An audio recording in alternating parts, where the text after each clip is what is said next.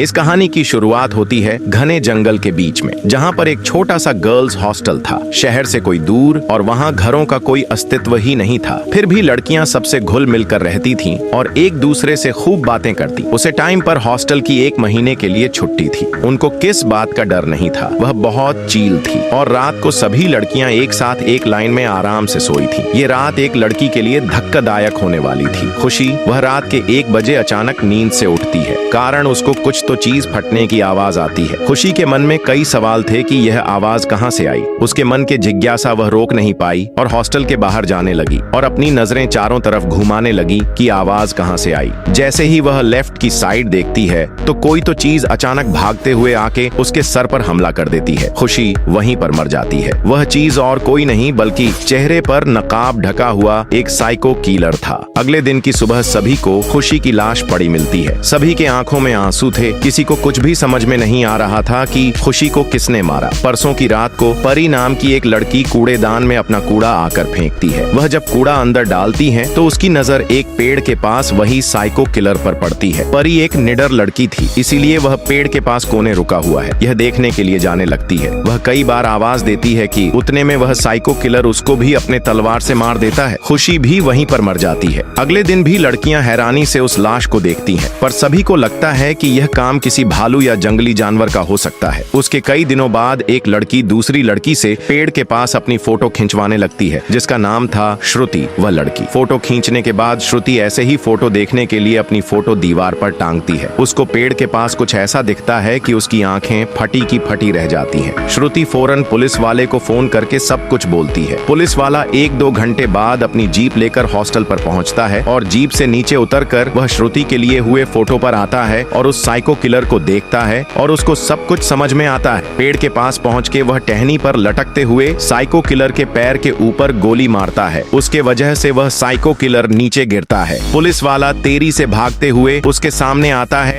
तान के बोलता है, इतने सारे मर्डर क्यों किया बे? वह साइको किलर अपने अंदाज में एटीट्यूड से पुलिस वाले को बताने लगता है, दरअसल वह भी एक आम इंसान था। वह इसी जंगल में पेड़ काटने का काम करता था, तो उसे वॉशरूम के पास एक लड़की नहाते हुए दिखती है। उसको नहाते हुए देख वो और उसके पास जाता है। फिर उसको ऐसी हालत में देख मजे लेके छेड़ने लगता है। जब वहाँ पर्दा नहीं था, उसी समय साक्षी नामक की लड़की, साक्षी ये क्या रहा, ये देखने लिए उसके पीछे जाके देखती है तो उसको सब समझ में आता है, इसलिए साक्षी उसको डायरेक्ट मारने लगता है। कुछ देर बाद लड़कियां उसको डंडे से लीडा लिद्धा के मारने लगती हैं। पुलिस वाले को गुस्से से बोलता कि इसलिए मैंने इन सबको मारा। ये सुन के पुलिस वाला डायरेक्ट उस साइको किलर पर गोली मारता है।